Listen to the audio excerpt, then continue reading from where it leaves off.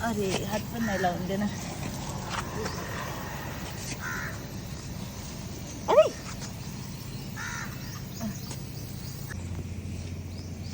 अरे यार काय नको करू. जमून नाही केल्यानंतर तर चिडणारच. नाही धामण नाहीये हा.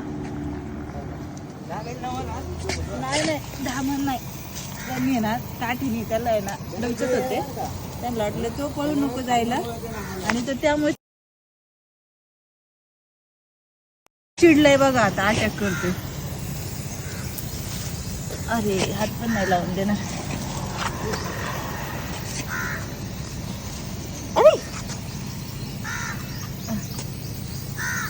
मागच्या वेळी हे जातीच होतं ना. हा?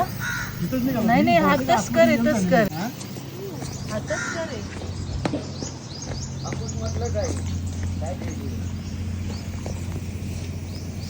अरे यार आता पकडायला गेले तर हा डायरेक्ट चावतोय. पकडायला गेले तर डायरेक्ट चावतोय. डायरेक्ट धरतोय. तस्कर साप आहे मित्रांनो. इंग्लिशमध्ये कॉमन ट्रिंकेट स्नेक. त्यांना वाटलं धामण आहे पण धामण आणि या सापामध्ये खूपच फरक आहे. तुम्ही जर काय व्हिडिओ बघत असाल तर तुम्हाला माहिती असेल. आता हा खूप चिडला आहे कारण ते काठीने त्याला थांबवण्याचा प्रयत्न करत होते. त्याच्यामुळे तो मला सुद्धा हात लावून देत नाही. हात लावायला गेलं की तो काय करतोय अंगावर धावून येतोय आणि बाईट करतोय. तर बिनविषारी साप आहे पण त्याचं एक रूप तुम्हाला आज बघायला भेटेल. जो चिडल्यावर कशा पद्धतीने तो त्याचा आकार घेतोय बघा. जसं इंग्लिशमध्ये यस हे अक्षरासारखं तो शेप तयार करतोय आणि ज्यावेळेस आपण त्याच्या खूप जवळ त्याला पकडायला जाऊ किंवा त्याला कसले आपला स्पर्श होईल तर तो काय करतोय मोठा आ करून आपल्या अंगावर एक जंप करतोय.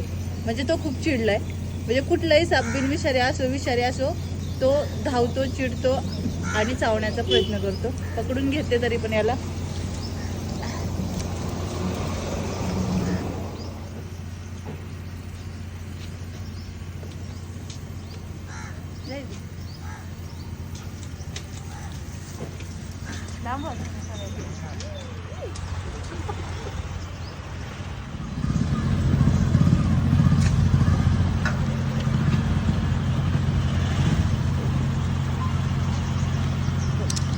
अरे हो ना नाही का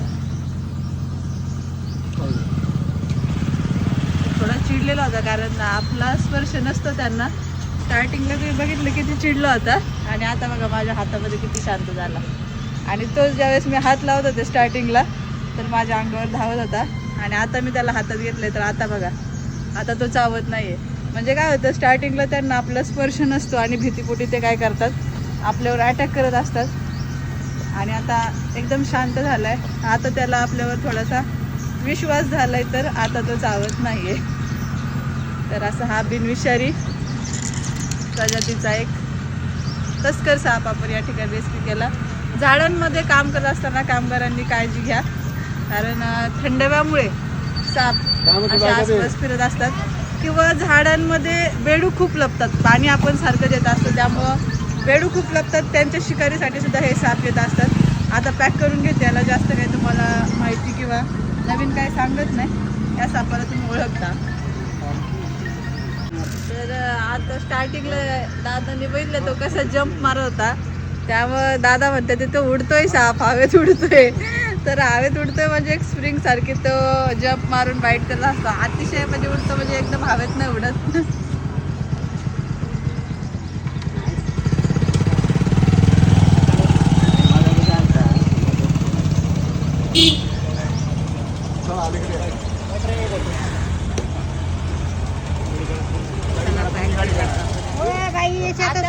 आता हे तुम्ही जे काम करता ना झाडांमध्ये हे वाळलेलं पातळ दिसतंय का. आता हे तुम्ही उचलता वाळलेलं सगळं याच्यामध्ये आता रात्रीची घुणस येऊन बसतात.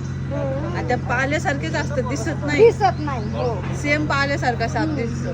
त्यामुळे तुम्ही ना कचरा उचलताना आधी थोडा पसरवायचा मग उचलायचा. डायरेक्ट उचलू नका.